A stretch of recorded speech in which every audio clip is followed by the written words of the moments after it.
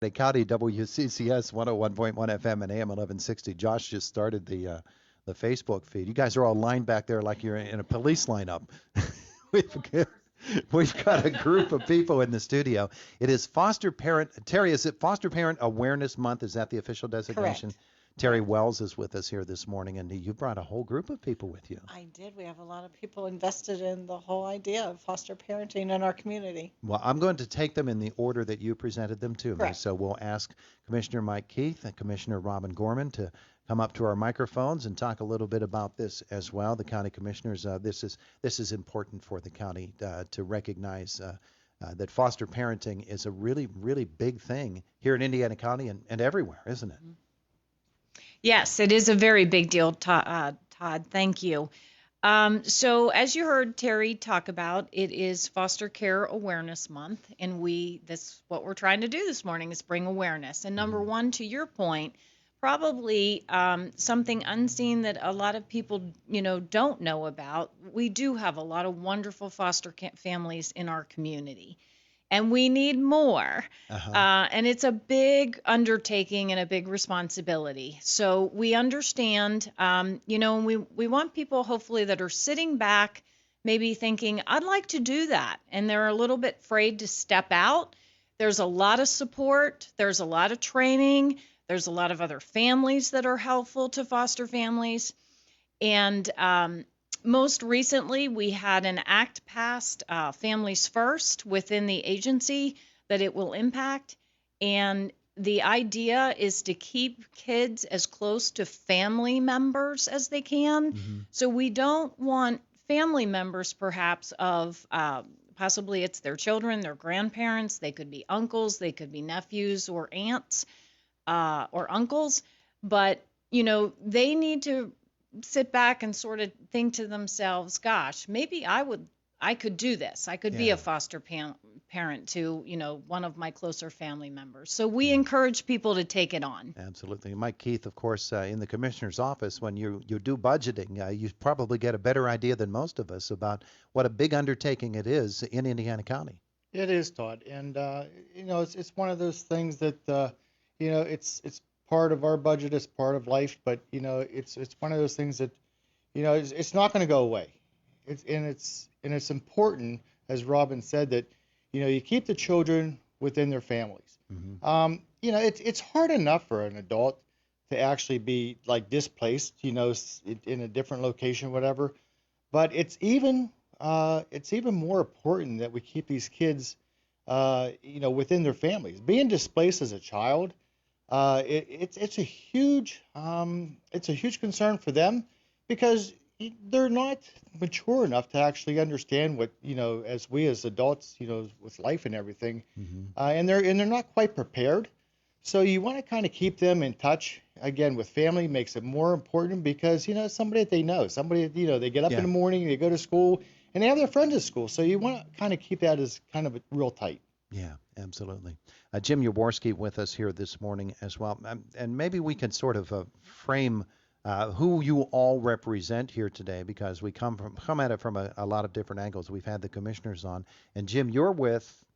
Well, I'm the director of CYS, and I'm Mhm. also the chief adult and juvenile probation officer. All right. So, as with children and youth services, of course, foster parenting is a really key thing to what you do. And I think one of the interesting things to me is that your agency is dependent upon some not only funding, we think of funding, but the support that comes from other agencies and from the whole parenting network that is involved in foster parenting. Sure. Foster parents are just a vital link in the whole thing because a lot of people don't realize when a child has to be taken out of a home, we have to put them somewhere. We want to put them somewhere in as loving and a secure environment as we can. So foster parents provide that link. So we can take them out of a home and they can be safe. And also, so hopefully we can reunite them with their families as quickly as possible. Yeah, absolutely. And of course, Kelly Carloni is with us this morning as well to talk about foster parenting, how extensive it is in Indiana County, and just what type of people actually become foster parents? We might have an idea of folks who can become foster parents, but you have it all down to a science. Right. So currently we have 36 licensed foster parents. Mm-hmm. 6 of those are kinship and 30 are traditional foster homes. So kinship is what we were previously talking about. It's the people who have had a relationship with the child or children prior to their placement, and they have actually become foster parents for those children. Yeah. And then our traditional foster parents represent a large community members. We have single foster parents, business owners, doctors, teachers, all of those. Yeah, it's really extensive. I think one of the things that we need to think about as well is that when we talk about foster children, they can come from any age range in the juvenile ranks. And it's different. A kid who is a 6-year-old is going to have different needs emotionally, physically, than a kid who's 13. Right. Yeah. Yes. And so we need parents who are going to be able to address from both sides of that equation as well. Yes, absolutely. Yeah, yeah. Terry Wells, when we talk about foster children and foster parents, what does Indiana County do that might be different from what other agencies do or even other counties do? Yeah, Todd, unfortunately, there's a lot of private foster care places out there, not naming them, but they advertise quite largely. But here's the benefit for Indiana County residents to support the foster family agency here within children and youth is because the tax dollars are at work. When you have to contract out to another private agency, that increases the cost, increases the tax bracket for our county residents. So my goal is to get community members here in our community so the kids can stay here in their schools that they're used to staying in, saves the taxpayers money by being able to have our own foster families here. And the biggest question that we have for our people is like, I can't do this. I can't let kids go back. But we all have teachers. We all have Sunday school teachers. We have somebody who has impacted our life along the way that still is not a part of our life, but they've been important. They've imprinted on us throughout our life. And you can do that for a child. If you just step up and be a foster parent and be there for them for that short amount of time, you'll imprint on them forever. When we think about foster parenting and the qualifications, there is a process. Correct. And you're wanting to make sure that you put them in the safest environment, the most nurturing environment, and I'm sure that that's a big part of what you do. Absolutely. I go in and we'll spend hours with them and educate them on what to expect to have fostering. I look at their income. I look at what they can give a child. And all that stuff is booted through that we try to figure out, make sure that it's a safe environment for that child to go and loving and caring. Yeah, absolutely. That's so important that they feel comfortable in that environment because Right. usually there's been some trauma involved. Absolutely. Trauma. I mean, imagine somebody comes in your house, says, gather up your things, come on, we're going, and you have no idea where you're going. Yeah, or who they are. Yeah. Yeah. It's amazing the kids are able, they're that resilient that They are. can do that. They amaze me how resilient a child is. Yeah. All right. So let's talk with this morning with Brad Haluda as well, who joins us. Brad, from your aspect, what is it that you do in this whole formula for child safety and foster parenting? Yeah, thank you. So I'm the president of CAB, which is the Citizens Advisory Board of Children and Youth.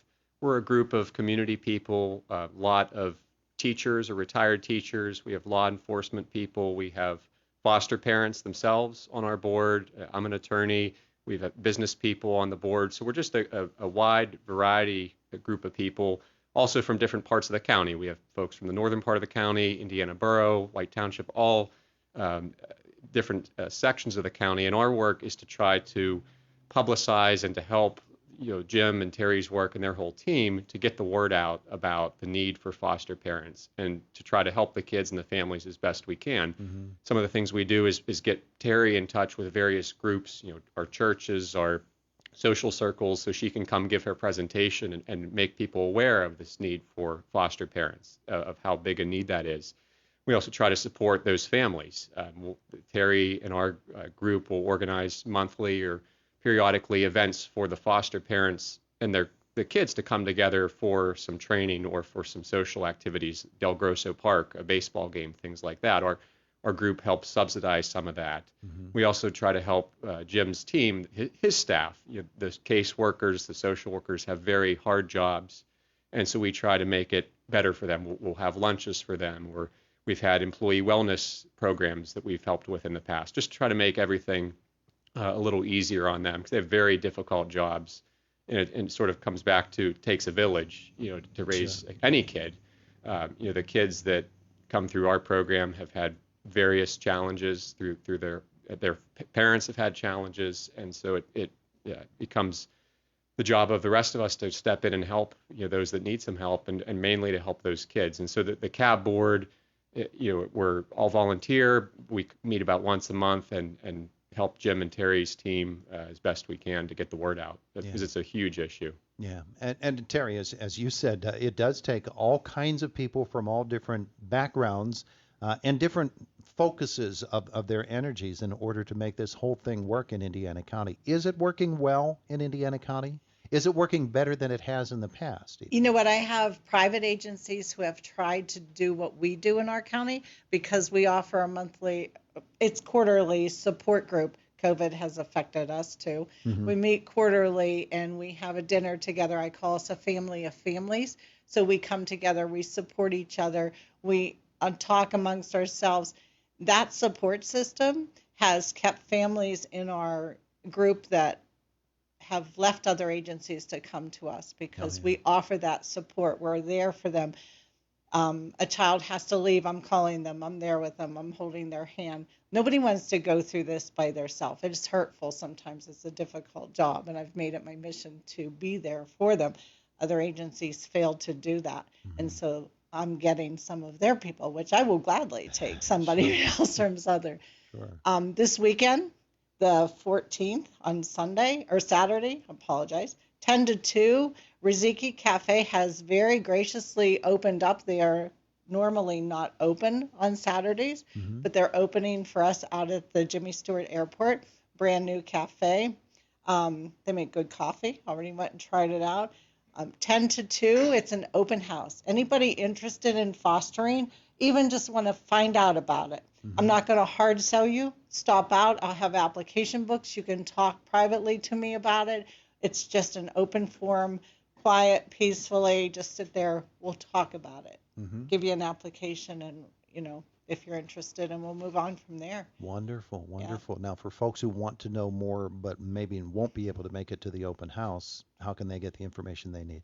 Call us at the office. I'm not sure, 465. Help her, Kelly. Help her. Yeah. I never call us. Say it again. 465. 3895. 465-3895. Yeah, Give a give call us to a that call. number. Yeah, ask for Terry. I know it when I talk it, but Well, you've all been so gracious to come in and visit with us today on a very, very important topic, foster parenting. It's something maybe a lot of people didn't know was happening here in Indiana County, but hopefully we've opened some eyes and some ears, and some others will come forward. thank you. Thanks for having us. Our pleasure. It is the voice of Indiana County. It's WCCS 101.1 FM and AM 1160.